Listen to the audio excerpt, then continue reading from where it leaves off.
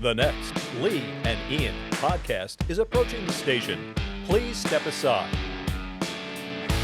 And welcome to the Lee and Ian Show. I'm Lee Navlin. And I'm Ian Grodman. The Lee and Ian Show is sponsored by Grodman Law and Mediation. Remember, when it comes to divorce, family first, your children first. Mediation is the way to go. Grodman Law and Mediation. Thank you, Lee. Ian, you're quite welcome. And Ian, if you want to check out my latest, it's LeeNavlinBooks.com. I love that website. Thank you for saying that. I appreciate it, Ian. When I'm not recording a podcast, I'm writing some really funny novels. Really funny. And I think our guest is holding one of them. Our guest is actually holding a copy of one of my very funny novels. The very first one. So if you want to be like my guest, that's LeeNavlinBooks.com. Go to it. Okay, Ian, I would like to share with you some of my favorite rock lyrics. Would you please? Yes. Okay, well, they say I'm lazy, but it takes all my time. That's Joe Walsh.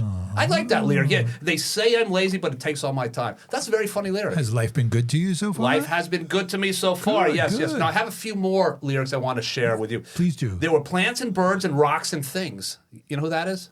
Like I'm hearing it.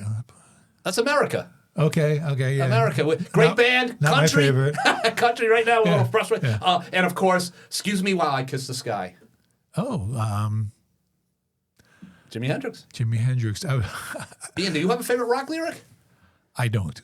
No, Ian, the reason I'm talking music is because I'm getting very excited because, Ian, it's coming. It's just a few days away. Maplewoodstock. July 11th and 12th. Can you believe it? I can't believe it. And who better to talk about Maplewoodstock than the man who has been photographing Maplewoodstock since the very beginning? You might even recognize the handsome guy. Well, he has a Tom Selleck mustache normally, but he doesn't have the mustache today. anymore. Not today. Danny Goldstein, welcome to the show. Welcome, Thank Danny. you. Minus the mustache, but you're looking good. And we also have Brian McNamara joining us. He's another Soma legend. He's a volunteer with Maplewoodstock. Brian, thank you for coming on. Thank you Welcome, for having Brian. me. Of course. Now, these guys are going to be sharing a microphone, so if you hear the sound kind of fading in and out a little bit, this is a nickel and dime operation, Ian, right? No, it's a quarter operation. It's a quarter operation. It's So. not even that expensive. Yes.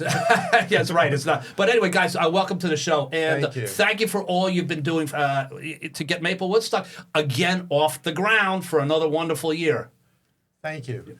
Can I just say that the greatest lyric of all time is "My future's so bright, I gotta wear shades." I like that. Who is that? I don't remember who that was, but It's a good one. It was a great lyric. Well, I wasn't going to go with any Beatle quotes because Danny is a Beatle aficionado, you know, that. right? So I figured if I wasn't going to go there. I figured, I would save that for you. But guys, gentlemen, again, thanks for coming. Maplewoodstock is in just a few days. Danny, now, for those of you who have been in the audience for years and years, you've probably seen a big, tall dude taking pictures year after year. That's him. Danny Goldstein. Danny, favorite memory, Maplewoodstock? You want to share anything that comes to your mind, just like something you look back at, your favorite band, your favorite memory, backstage? Sure. My favorite moment of Maplewoodstock was maybe it was 2011, I think. We had Shemekia Copeland there. And when I take photographs, it's really important for me to take like motion. Like, there are bands that get up there and they just stand there and they don't move. And in fact, I'm not going to mention any names. A number of years ago, there was a band that got up there and they moved maybe 18 inches total. Wow. Just staring All down they at their did, instruments. just basically strumming the guitars. Yeah. And for me, the more motion there is, the Right. more action, the more photographs are taken, and they find them, their way into our Facebook page. Yeah. We have a whole Flickr site that people might not know about, and so, I didn't take a lot of photos, and then the band came back a number of years later, and it was the same exact thing. And just a few minutes into that set, I thought, well, why don't I just use the photos from a few years ago? Nobody's going to... Right. So, take a beer break or something instead of photographing. Right. So when Shemekia Copeland was there, who was just, I didn't really know much about her, which was, shame on me. But she was this incredible singer. She was the daughter of, I guess it was Johnny Copeland, very famous performer. And so before she went on stage, I said, listen, it's really important that you move around a little bit. And she looked at me like I was just a complete idiot, which I was. Yeah. And you're giving her stage advice. And giving her stage advice. And she got up there and she gave one of the most powerful performances that we've ever seen on the stage. And about 2 songs into it, I was down in the pit. Yeah, where, doing your which thing is with the my camera. home, right? And she looked at me and I don't think anybody saw this but me, but she stuck her tongue out at me and she put her fingers into her ears. Yeah. You guys can't see it out in the audience.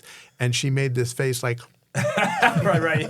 and I got a shot of that. Yeah, okay. And she played at the Woodland probably about 4 or 5 years ago. Okay.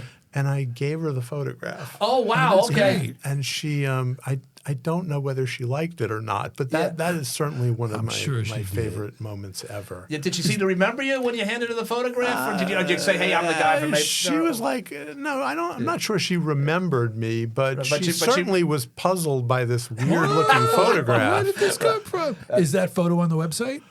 No, that photo's not on the Okay, website. okay. That's a But there are private other picture. photos. Most people know that we've got a lot of photos. There's a few thousand photos that Yep, are I on looked today. Maplewoodstock's Facebook page. But there is a Flickr site that we curate, and Jim Robertson, who's been, he's one of the founders of Yep. Maplewoodstock, created that Flickr site, and every year he populates that with a lot of the photos that That's I great. take. And also we have another volunteer, Dan Gold, who takes photos of the crowd as well. Yep. So we've got Dan Gold and Danny Goldstein as the There we photographers. go. Yeah, There we okay, go. easy enough to remember. Now, as far as Jim is concerned, he will follow up. He's going to listen to this podcast. I know he does.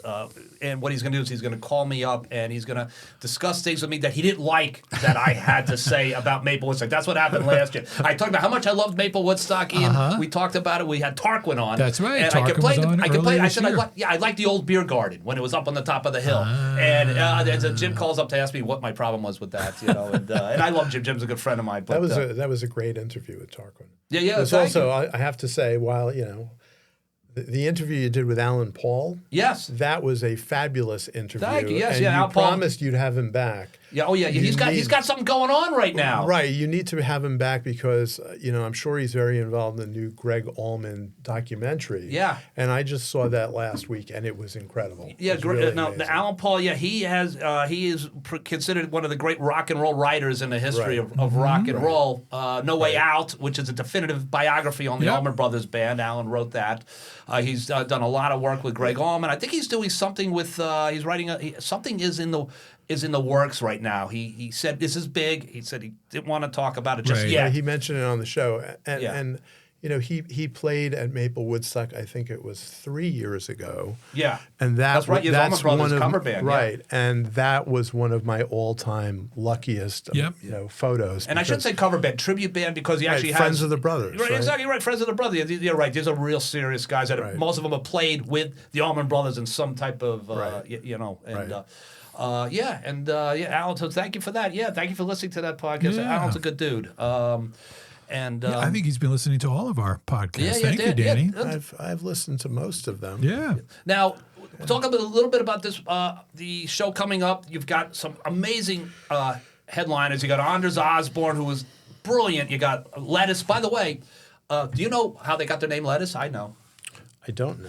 So when they were starting out, they were like in music school, like at Berkeley Music School. So they would go to like local bands that were playing in Boston, and they would say, "Hey, let us play with you. Let us play with you." And that was like that's how the name. It's a good story. Yeah. So anyway, and you know who told me that story? Anders Osborne told me that story. Wow. That's another true story. Yeah. You're very well connected, aren't Anders you? Osborne. Yes, well, I am. I got backstage, VIP at some event, and Anders Osborne he's have you met him yet? No. He's a cool dude. He's almost like a college professor the way he talks to people. Okay. He explains music. He's a very serious guy. I mean, he makes a living traveling the world playing music, and he's not flighty. He's a pretty grounded guy, and when you talk to him, he explains things. He likes to educate people. To learn. So anyway, things you'll get a chance to talk about. I'm sure. We are definitely looking forward to this year's festival. And Slapdragon, Megan Jean's Secret Family. I Right. mean, this is great. Tremendous. Now, Brian, you were telling me earlier you've been involved with Maple Woodstock now going on about 3-4 years or so. Yeah, about 3 years. And I came to it just because, I was getting close to retirement age. I was thinking about what do I want to do next with my life? How do I want to fill those golden years? So you became a roadie. Yeah, right. But I wanted to, we'll talk about some of the, kinds of things that we need volunteers to do. But I didn't want to just do sort of like, short-term tasks. I wanted to be able to contribute in a larger way. So I'd reached out to Tarquin, right? I said, hey, I'm going to have some time on my hands. Do you have use for anybody who's got maybe doesn't have a lot of technical musical skills or any of that, but I've got business skills. Right, things I could do to help. Things I can do to help in a substantial way. And as it turned out, the person who had been managing the art vendors for Maplewoodstock for many, many years, she couldn't do it anymore. She had to move on. So that left the Maplewoodstock committee with kind of a big gap. Okay. But that coincided with so it turns out that my availability coincided with her leaving. Yeah. So we actually 3 years ago now Was that Kate by any chance? We're talking Katie. About? Katie, yes, I remember Katie. Yes. So we formed a small committee with there's two others and myself, and we just took over that art vendors management. Okay. Which is it seems like a lot of work. You have some 30 food vendors there. I think you got some 60 non-food vendors there. 60 or 70 non-food vendors. Right, yeah, now. along with 30. Yeah, so that's it's major logistics. Yeah, major logistics. Right, yeah. And these vendors are creative people, Mm-hmm.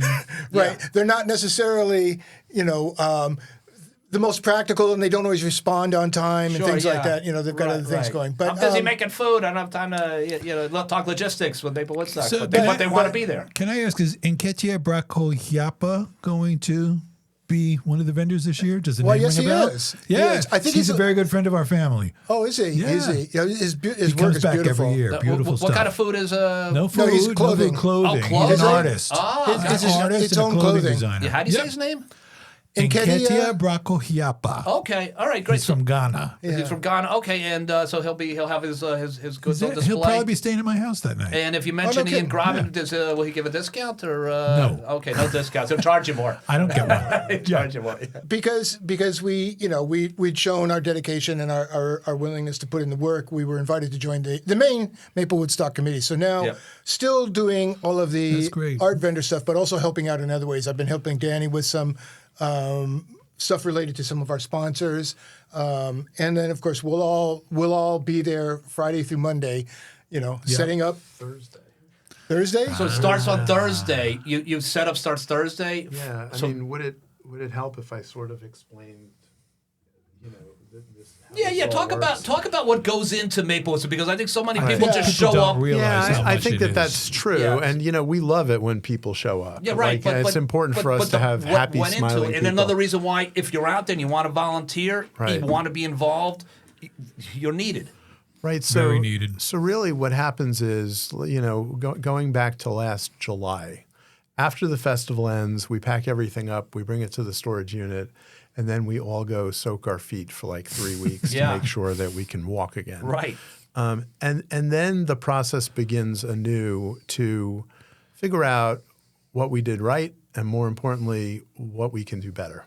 Right. So there's a series of meetings that take place. We look at all the logistics. We look at what worked.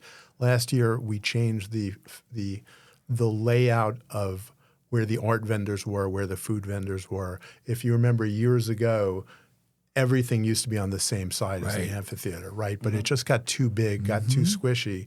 And so we changed it. And, very often we have people asking us, how come we can't go back to the way it used to be? It's because the festival is so much bigger than it used to be. Remind people how many people came last year. Okay, so we generally get between 12 and 14,000 people over a weekend. It's pretty amazing. Okay. What were the first couple of years? Just in comparison. First year 5. I think was it 1,000 maybe? No, I think it was more than that. I mean, for me, the first year that I actually started photographing was 2006 or 2007. Yeah. And I think Aztec Two-Step played one year, and it wasn't that crowded. But the year that the Smithereens showed up, all of a sudden it got much bigger. Right. And then do you remember we had Dumpster Funk? Yeah, of course. That was tremendous. Right, yeah. tremendous. We had the Whalers. So in those years, I would say probably the year that I remember it really getting big was when we had the Smithereens. I can't remember what year Joan Osborne was there. Right. Shamikia Copeland was there, I think, the same year. So roughly 2009, 2010, it started to get much, much bigger. When we had the Whalers, it was just a massive crowd. Robert Randolph was a massive crowd. It was no longer just Soma. This was people traveling from New York, taking the train from the city, taking the train. Right. I mean, So what happens is we start to go through a series of meetings. We look to see how the logistics work. Did the layout work out properly? Were vendors happy? We want vendors to make money, obviously, right? Were they happy? Were food vendors happy where they were? Was it logistically challenging for people, or was it great for people in the festival? And last year's layout, we received a lot of positive feedback. yes. And so the layout this year is very, very similar to that. Okay. And we're going to have more signage this year so people know where different vendors are. It's going to be, there's going to be more information that is out there. But so there's a series of meetings that take place. And I should mention that aside from the two of us, there are 10 people total on the committee. Okay. And, each person has got pretty much a distinct area that they focus on. Okay, There's people who are focused on music. There's people who are focused on art, people focused on food. Sponsorship is a big thing because we are all volunteers, right? All of this is paid for through sponsorships and selling T-shirts and merch. So it's really important for us to get this right. Yeah. We go through a period in December, January, where we start to take action on some of the things that we want to do for the upcoming festival, and that includes going out and finding sponsors. And I have to say, sponsorship this year has been remarkable. That's great. There is something that has happened with this festival that has resulted in a lot more sponsorship. The program that we did last year. We hand out a program every year.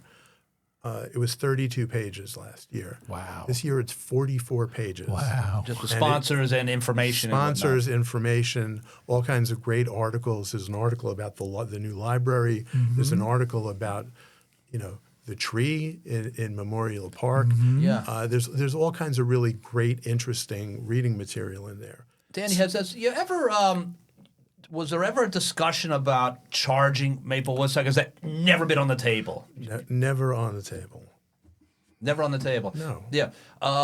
Because a lot of money could be made that way, but it is what it is. It's Maple Woodstock, and this is how it's always been, and this is how it's always going to be. That's not what we're about. This is about the community. Right.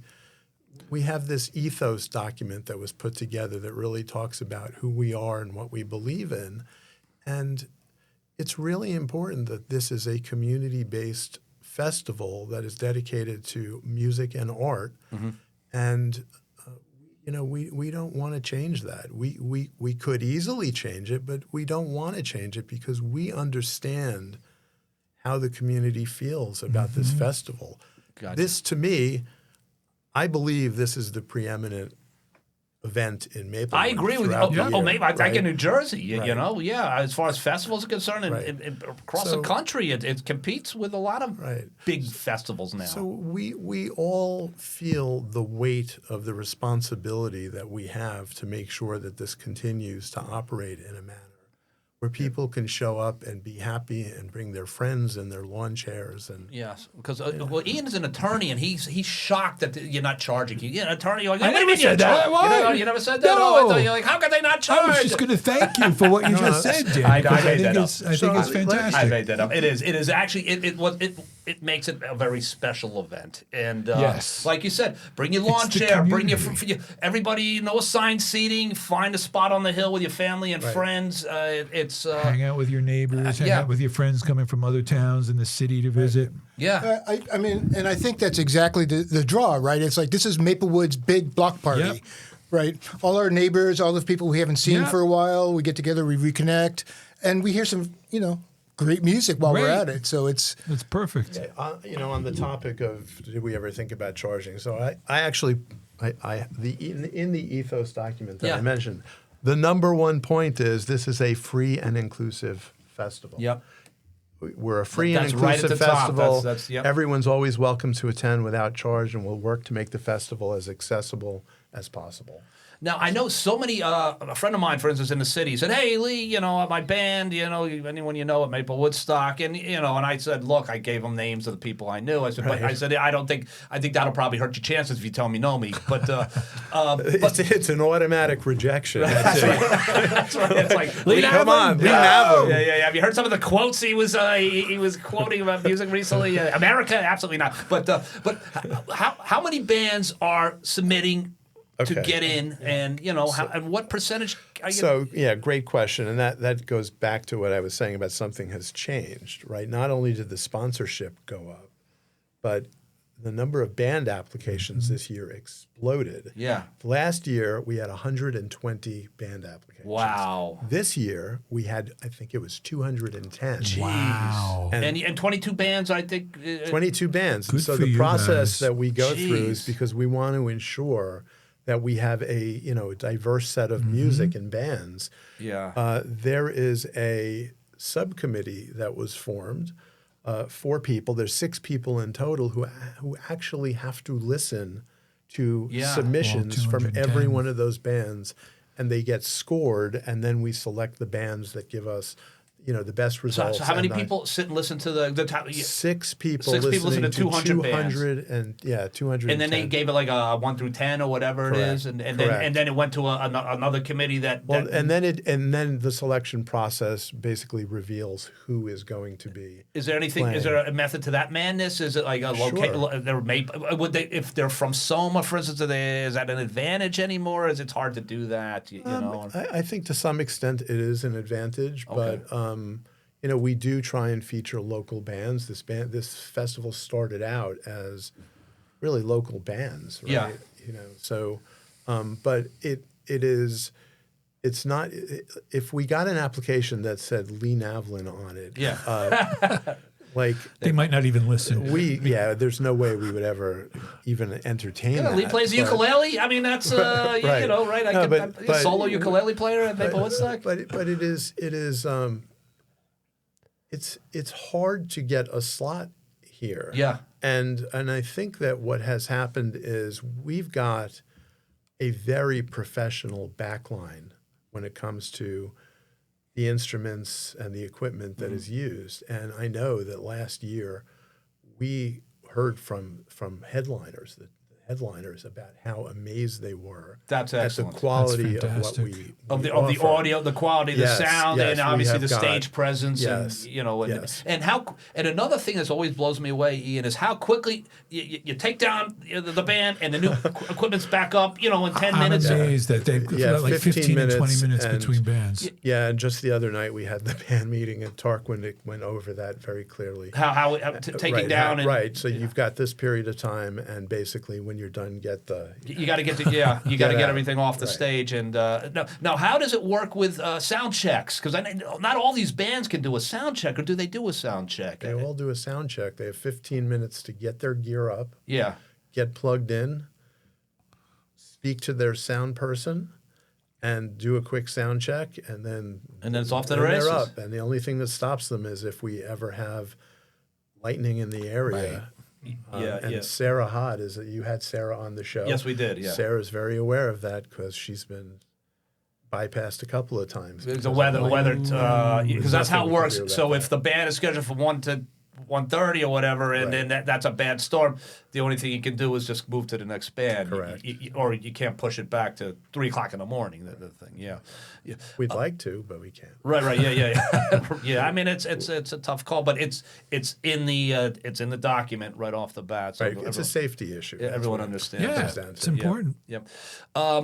Wow. So you get 200 bands. You narrow it down to 22 bands, and then you're moving along. So you were talking about Thursday. You're starting with Brian. You guys are setting up on Thursday. You're getting the show you're getting the equipment out of storage on Thursday, and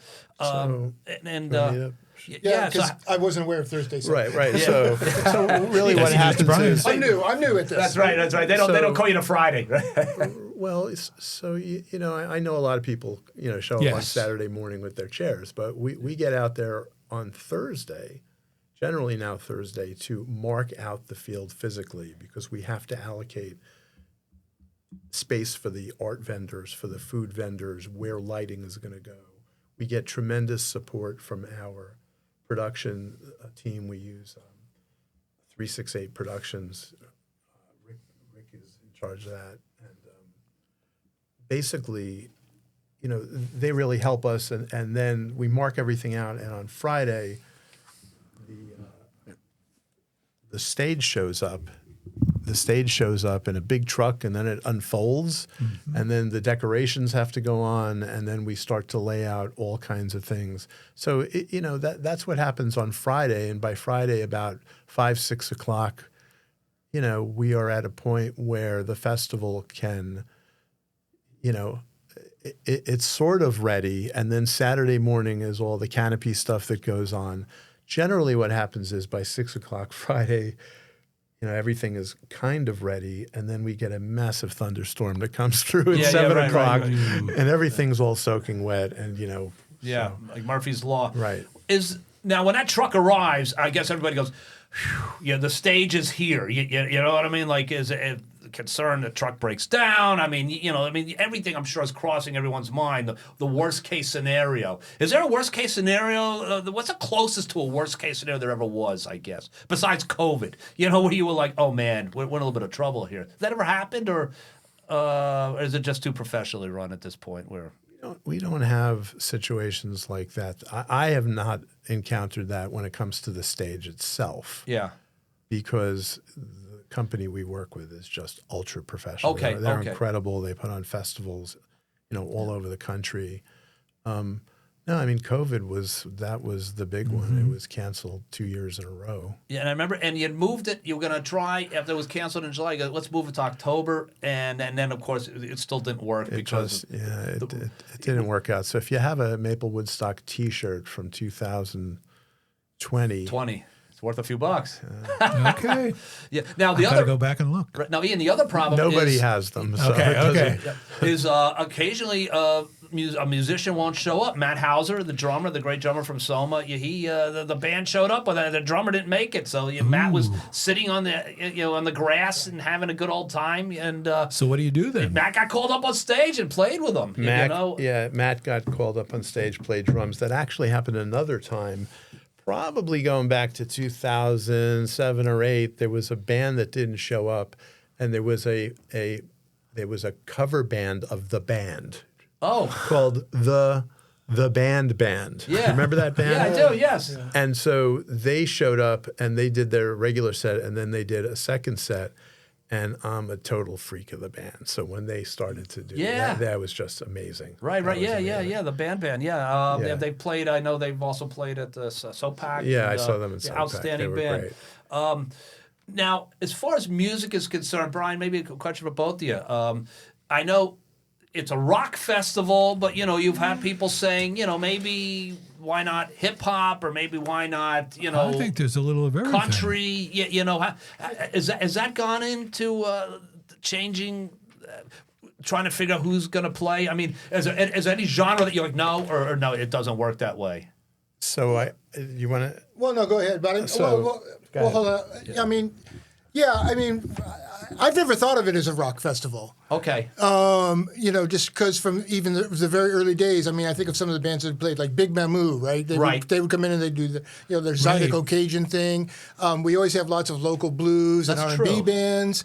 There's been hip-hop bands. And hip-hop bands. Yep. And last year with, like Oza Motley, I don't know what to call Oza Motley.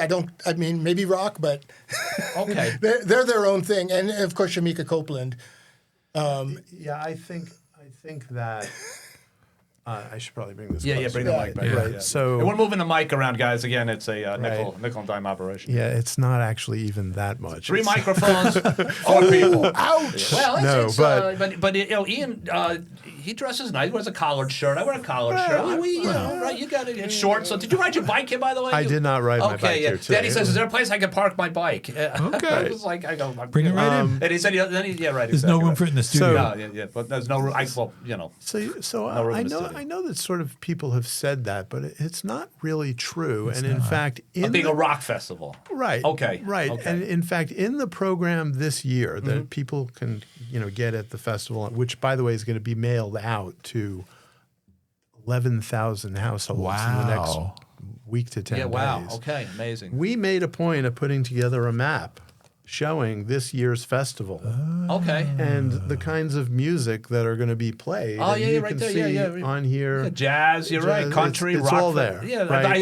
if you had sent me one of these, I would have already known. Well, That wouldn't have answered the question. You'll be getting it soon. But no, that is. But it says rock. It says jazz, soul, reggae, folk, progressive blues. So there's Country. covers, jams. I mean, it's really Americana. it's is open for any type of music. Correct. Everybody who plays music should be submitting year after year to get a shot. But it's a lot of work to get into this thing. and let me add that when I mentioned that there's 4 people on a subcommittee to vet the music, and then there's Tarkin. That's a and lot Jim. of work, man. It Wow. is. We purposely solicited people who were younger people so that we could ensure that there was a Right. really good mix of stuff that Right. old guys like us. Yeah, right. Well, might with not nothing be but Creedence Clearwater Revival, right? Right. Right. We're looking at something a little, Right. a little fresh, a little So more fresh. I do think it is a function of the way that we operate, so that we can get to the point where we've got a nice blend of music. Yeah, no, 100%. And now, the earlier bands that start out at 12, how does that work out? The band at 12, the band at 3, is there anything that goes into that? Or is it just a matter of, we're picking names out of a hat? I'm not sure that I can actually answer. I don't know the answer to that. My impression always was that the earlier bands were more geared towards kids, or were Okay. Well, there used to be a band Starfish. Right. That's play all the time. But we try our best to put together bands that are going to meet the diverse expectations of the audience. And I think if you look over the last few years, Oza Motley was a great example. I mean, they were not a rock band. Okay. They were just an amazing, unbelievable, explosive band. For me, it is the greatest moment in the history of Maplewoodstock. Okay. That was it. That when they were right before the end of their set, when they were playing, and then they asked for a couple of kids to come on the stage and play with them and dance with them, and then they made this procession through the crowd. It was explosive. It was, I mean, it was perfect. unbelievable. Yep. Yeah. Yeah, I remember Dumpster Funk a few years ago. They invited all the Funk. people on stage. Remember that? And, Absolutely. I have all kinds of photos. Yeah, I remember of you that. taking photos of that, and I think at one point you were getting a little nervous because more people were coming on the stage. And It was. like, There have been bands like that. The Wailers were amazing. Yeah. We had a band. Was it 2 years ago? Red Barat. Do you remember Yes, that? I do. band? Yes, I do. Oh my God. Oh Yep. my God. And they were just unbelievable. Yeah, no, 100%. The and that's funny because I'm a rock guy, Ian, but I still think of it as a rock festival. But here I am. I've enjoyed all these other music that they've Absolutely. introduced into my orbit. That's another forgot, thing you guys right. do. There was it another- doesn't it's like you just. It's a place where you get really talented, good bands. Yep. That's what's going to happen. There was a at the band that Maple played a few years ago called Third World. Do you remember Third World? Yeah, I do. Yeah, I was in Costco Yeah. maybe 3 months ago, and there was a guy wearing a Third World T-shirt. Oh wow. And I stopped him and I said, "Where'd you get that T-shirt?" Yeah, and he yeah, said, yeah. "I'm a third world freak, man." And I said, "You should have seen them at Maplewoodstock." Yeah. The lead singer started to sing opera, and he goes, "Yeah, he does all. He's amazing, that guy." Yeah. But yeah, so we've got this. We've got tremendous diversity, and we're pretty proud of that. Yeah. Now, Ian, I've seen you at Maple Woodstock on a few occasions. Yes. We normally don't go together because our schedules are a little crazy. But now, where do you sit, Ian? As I know, everybody has their idea. Is there a certain spot you like to be at Maple Woodstock? I move around. You move around. I You're move so around. that's And I'm always volunteering at some booth too. So because that's funny. Because my point was, there are the people that move around and just can't sit still. There are the people that like to hang at the beer garden. And the people that just can't sit still. to bring their chair and they bring their cooler and of non-alcoholic drinks right in the cooler. That's the rules. Right? Yes, the rules. But so everybody has their own now. Danny, what do you're busy photographing and you're usually I don't on think Dan stage. is sitting down. No, at all. yeah. I don't see you doing. But Brian, what about you? Where are you hanging out? I don't think Brian's hanging out anymore Well, either. yeah, right. I mean, now I'm all over the place too. But we've always sat right just about 2 rows down from the sound booth. Okay. Right. Okay. Yep. And even while I'm doing the volunteering, I go there first thing, and the first thing I do when I get there is set up my blanket, set up a chair, so my wife and friends will have some place to sit when they come. So, but every year we're right there. Yeah. Okay. Right. So I move around a little bit. I like the beer garden, like I said, for a short period of time. Ian, I was invited to the big tree. The big tree in the back there. That's where some of the legendary. Well, you're allegedly. Well, the Maple Woodstock founders, I guess. They've moved on from me. I think they've had enough of me. Yeah. So I don't get invited there anymore. But now getting back to volunteering. So Danny, Brian. We're running out of time. Maple Woodstock's in a couple of days, but if people want to get involved right now, can they? What would they be doing? And I think you really need people to get involved and volunteer, right? I mean, hopefully people who are listening to this realize the tremendous amount of work that goes into this, right? So there is going to be additional support that's needed. Maybe you guys can talk a little bit about that. Right. So we're at the point in the festival where we have figured out the logistics, right? And when the stage is going to come, how the canopy lottery is going to work, all of that stuff, sponsorships, that's all great stuff. But then we get to that period, Thursday, Friday, Saturday, Sunday, where we could use help. We absolutely can use help. For us, we get out there generally at 7 o'clock in the morning on Saturday, and we ensure that the vendors are loading in properly and that they know where their spots are. So we need people to direct traffic in the morning. We have a merch tent that we, staff with some seasoned volunteers, but also we could use some help with different shifts over there.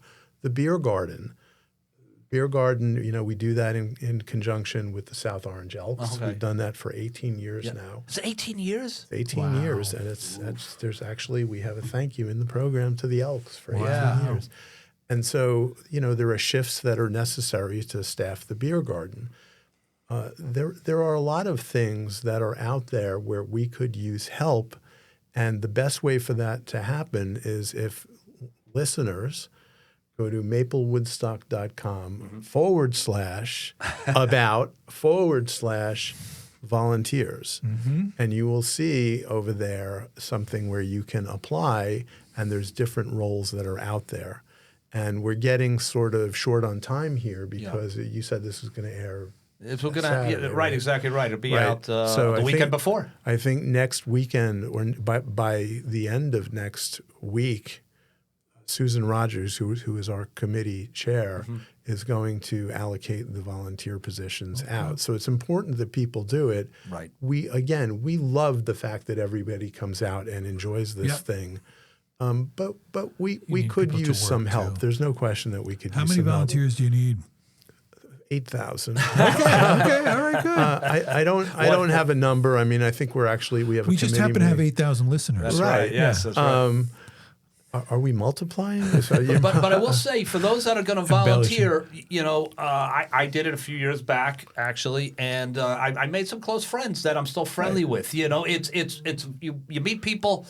You're working with them for a common cause. It's an exciting day, and everybody's there for the same reason. And I don't know, you just find that it's a community event. Despite the enormity of it, you're going to meet people in your community that I think you'll be friends with for a long time. And I think I just want to highlight too that Danny and I spend weeks and hours during the festival getting things ready and working the festival. We're there, dawn to dusk. But not everyone has to do that. There's lots of opportunities to contribute in a 2-hour shift, a 3-hour shift. Okay, that's important. You can sell merch for a couple of hours, and then go back to relaxing and enjoying the show. There's just so volunteering doesn't have to be a big commitment. Okay, so it's not when you're on the clock for the next be a couple 24 of hours. Right. It could be very limited, but everything helps. Okay, yeah, Every bit helps. And there is a you'll be assigned a duty, so you'll know what it is walking in. Right. I mean, when you sign up, it asks you what hours, because we recognize not everybody can get there till 10 o'clock, or they can, be there till 11 o'clock at night. But we can use help, particularly when the festival's over Sunday night. There is a lot that we have to do. DPW does tremendous work cleaning stuff up, but we have a whole bunch of stuff that we have to pack up. And, it would be great if people could help us do that. There are a lot of things that we do in this festival that really rely on others. And, Lee, if we have a couple more minutes. Yeah, we have a couple more minutes, yep. If I could just mention some of the people that really deserve thanks. Yeah, no, absolutely, yeah. The more people that you mention, I'll tag them. The more people that I'll tag, and that's good for business. Starting with Vic DeLuca. Vic is a tremendous supporter of this festival. Okay, that's interesting to know. So Vic has always been behind the festival. Oh, absolutely. Sure. Everybody on the township committee is a tremendous supporter Even of this Nancy festival. Adams? I'm joking. Well, Nancy's a friend Nancy of mine. Adams is actually the liaison from the township committee to Maplewoodstock. Yeah. She is just absolutely tremendous. Nancy's the best. Dean is tremendous. Jane is tremendous. I specifically want to mention Malia because I remember last year when we were setting up, I think it was Saturday morning, it was about 8 o'clock, we were doing some of the stuff related to the tents. And I looked up and I'm in the tent, and who's there with me? It's Malia. And she's helping to do all kinds of stuff to set it up. And then when the festival was over, it was probably about 11:30, midnight, Sunday night. And we're all loading stuff into the truck. And who's doing it with us? Malia Herman? It's Malia That's awesome. and Dave. Wow. Her husband, Dave. Dave Herman, Right? good So guy. they're That's just awesome. tremendous. Yeah, it's awesome. Yeah, you know what? It's good people working for a great cause, Right. which is Right. Soma, Maplewood. I mean, that's what Right. this festival's all about. It just celebrates this amazing town that we're lucky enough to live in, be near. But Danny Beyond wanted to that- mention some other people too. Beyond that, Barbara Heisler has been a All tremendous right, Barbara supporter. Heisler, yes. Right. Good friend of mine, too. We got a grant this Close year. neighbor? Close neighbor. We got a grant this year related to The Barbara had something to do with, or Barbara was probably wrote the involved grant in it. Other application. people were involved Barbara in knows it. what she's doing. Yeah. But, she's been tremendous. From the town's perspective, Liz Fritzen. Yep. Oh, She's my God. amazing. She's unbelievable. Yep. We have tremendous support from Annette De Palma, Gabe in the health department, Nice. Steve Zatko in fire, the police. There's so many people are involved. Superintendent Bing. Wow. CHS, Okay. Principal Sanchez. Yeah. There are things that, if people listen to and watch social media, and there's a much larger social media presence this year, you may have noticed. We're doing all kinds of shout outs for our sponsors and supporters. Watch our social media in the next week because hopefully we're going to come up with some interesting transportation alternatives Very good. that are going to allow people to bike to the festival and have their bikes secured. But we're not there yet. Okay. We still have some time. But the things, a things work in Watch progress. this space. Watch the space. But now, these are all the people that we like. Now, who do we not like? That's usually what works for a podcast. Well, who don't we like? That's I'll the tell people you tune who in for that type of stuff. I don't like at the moment is the manager of the New York Mets. Yeah, well, yes, well, Pete Alonso. I was there. I Pete was there last Alonso. night. We It chant was- Pete Alonso. Yes. Yeah. Ian, the Mets got rid of their a guy who's going to hit like 40 homers this year because they didn't feel they needed him, and now they're in last place, and Right. this guy is Babe Ruth. Right. So. But, we've gotten tremendous support from sponsors this year. I mentioned that earlier. And we understand the responsibility that we have, and we cherish that, and the festival's really important for all of us. we could use a little bit more help festival weekend. So Yep. if people want to sign up, that would be just awesome. So it's maplewood.com / Maplewoodstock.com /about/volunteer. Yep. And if you go to the MapleWoodstock.com site, it's a great site, by the way. It's is. got It's a really good site. music, arts, food, kids, merchandise. I mean, everything is there. It's a very professionally built site. You know, And the with, photographs from over the years are there also, which is great. yeah, and with the sponsors, and Mark Murphy music. I see, for instance, who's just if you want to learn how to play an instrument, Mark Mark's Murphy tremendous. is your guy. Yep. Ethical Mattress. Oh, Tremendous. And there was a big article about Brian from Ethical Mattress today. in Just Village today, Green. the Village Green. Yeah. Tremendous supporter. Yeah. Yeah, Right One Plumbing, elevated by the Cannaboss. I mean, it's just you guys. It's great. It's a great, diverse Yeah. event with a great diverse. So sponsors let's and- pray for 72 degrees, no rain. Yeah, have we That's seen? Is there it. weather forecast Perfect. out yet? I don't know. Not yet. Yeah, all right, so we it's going to be nice and sunny. That's what it's going to be, and that's how it's got to be because them are the rules. So, Ian, anything else we should be talking to these gentlemen about? I think it's important for our listeners. They really need help volunteering. Make sure you go onto the website, look for that. That's right, and make sure you make it to Maple Woodstock on July 11th and 12th. Anders Osborne, Lettuce, Slapdragon, Megan Jean's Secret Family, Troubleman, Whiskey and Sugar Bard. It goes. I mean, it's 22 bands. The Royal Blush, Heroes for Ghosts. I mean, it's check out MapleWoodstock.com And for look the for that full, mailer the coming full list. soon. And that mailer too. So, gentlemen, we really appreciate your time. Thank you. Thank you, guys. All right, so we'll see everybody at Maple Woodstock. We will. All right, Ian, until we do it again. Good night. Good night, everyone.